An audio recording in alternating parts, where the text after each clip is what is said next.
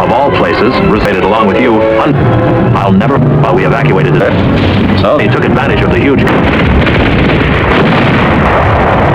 many Philippine River. A bridge.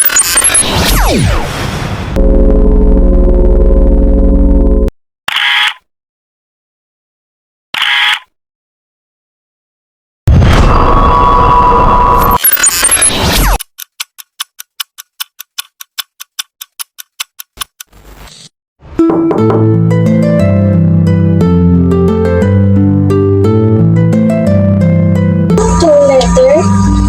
Lola Teresa, galing sa kapatid ko to ah. Tsaka bakit 1916 eh 2025 na ngayon? Kailangan na kailangan kita ngayon ate. Pumunta ka sa Ilocos, humanap ka ng kalesa at ibigay ang address na ito.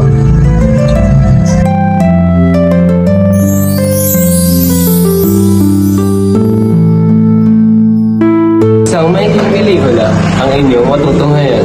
Ito ay tungkol sa panahon ng mga Amerikano na pangungunahan ng mga mag-aaral mula sa ABM 11-1 na naglalayong ipakita ang mahalagang pangyayari at aral mula sa kasaysayan.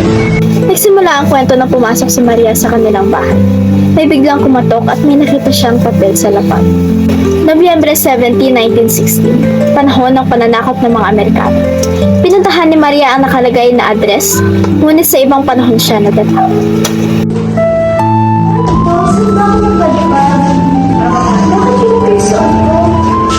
Narinig niya ang may nagtuturo. It's so easy, and yet you can understand it no matter how many times I repeat it. It's just basic English words. Even a 5-year-old can remember this much. How could you all do it? You all are already 16 years old. Now, who's laughing? Is it you? Get out of my class now! Nagkasalubong si Maria at ang estudyante na iyon.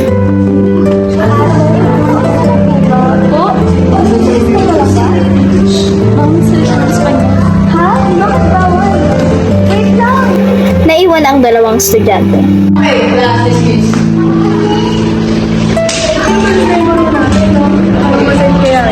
Oo, ito, masaya. Di ba sila yung mga galing Amerika? Napakait. Hindi tayo pinagagawin sila ng Spain.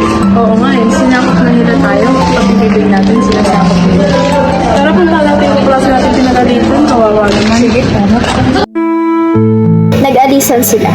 Naiwan si Maria litong-lito. Hanggang sa may dumating na mga sundalong Amerikano kasama ang kanilang chief. Chief, I think this is the right place to do something. Yes, I agree, but let's check the other areas. Habang nag-iikot sila ay may nakita silang mga Pilipino nag-uusap. Talaga ba? Anak mo, pinalayas ng grow dahil sobrang higpit. Talaga ba? Grabe na talaga ang mga Amerikano. Simula na sinakap na tayo, halos wala na tayong kalayaan. What are you talking about? Are you speaking Spanish? That's forbidden. No, you heard it wrong. Hey, stop right there!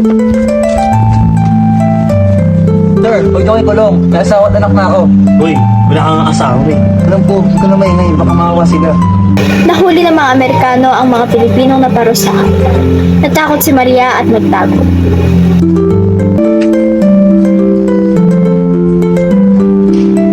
Who are you? This place is dangerous. It's okay. You look out of place. And you look beautiful. You want to talk with me? Sa gitna ng kaguluhan, may kakaibang tibok ng puso. Ngunit paano kung sila ay nagmula sa magkaibang panahon at mundo? Hala, ano yun? Trip ba niya ako? Parang nasa ibang panahon talaga ako. Kaalis na nga. Ngunit habang siya ay naglalakad, muling nagbago ang paligid. Mula sa katahimikan, umaalingaw ang putok ng mga baril. Bigla siyang dinala sa taong 1901, sa gitna ng digmaan ng mga Pilipino at Amerikano. Ano to? Ba't ang dami pa Isang dugo ang babae ang lumapit sa kanya. Ano nangyari sa'yo? Luna, gumising ka! Luna! Bini, tara na. Hindi na ligtas dito. Sino ba ninyo? Ano kapatid mo? Sa kabilang bara ng mga Amerikano. Tara na!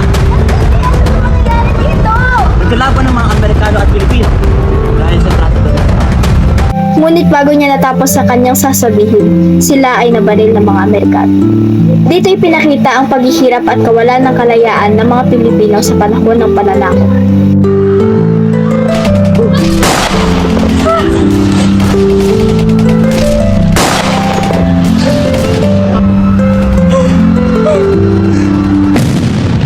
Ang kwento ay nagsisilbing paalala na sa bawat pahina ng kasaysayan, ang kalayaan ay may kasamang dugo at sakripisyo. Ngunit ang lahat ng ito ay panaginip lamang. Ipinapakita na ang bawat panaginip ay may kasamang aral.